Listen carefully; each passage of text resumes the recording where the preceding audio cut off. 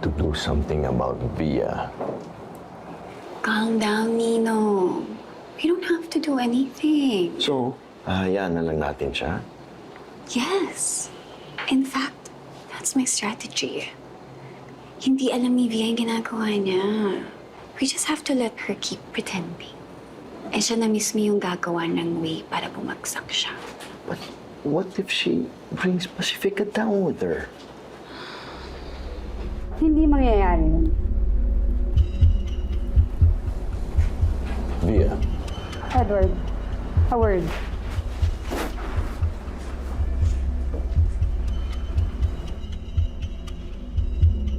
Siguro naman, you've heard na nag-resume na ang construction ng Lunares. At alam mo, hindi lang yun. Mas mapapaaga pa ang turnover sa mga kliyente natin. Can you assure the board na wala nang aberyang mangyayari? Oh, and also, we might have a new project. Mas malaki pa sa Lunares at sa Pacifica. Sana totoo yan.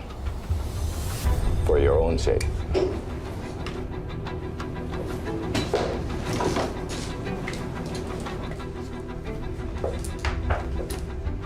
Alam mo, Trina, dapat nagsasara ka ng pinto.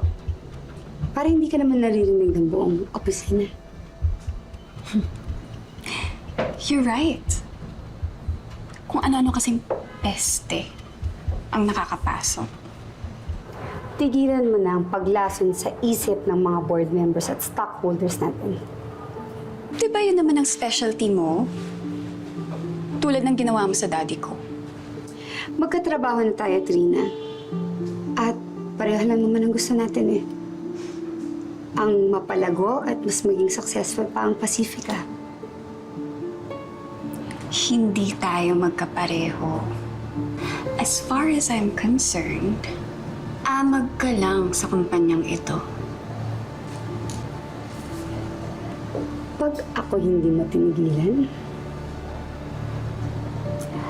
ako mismo ang magkukonvince sa board, sa stockholders natin, na tanggalin ka.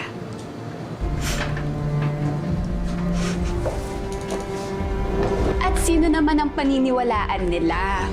Ako, na may experience in designing hotels? Or ikaw, na may maraming experience sa mga rooms nito? Ako, Trina. Dahil akong nagmamay-ani ng kumpanyang to.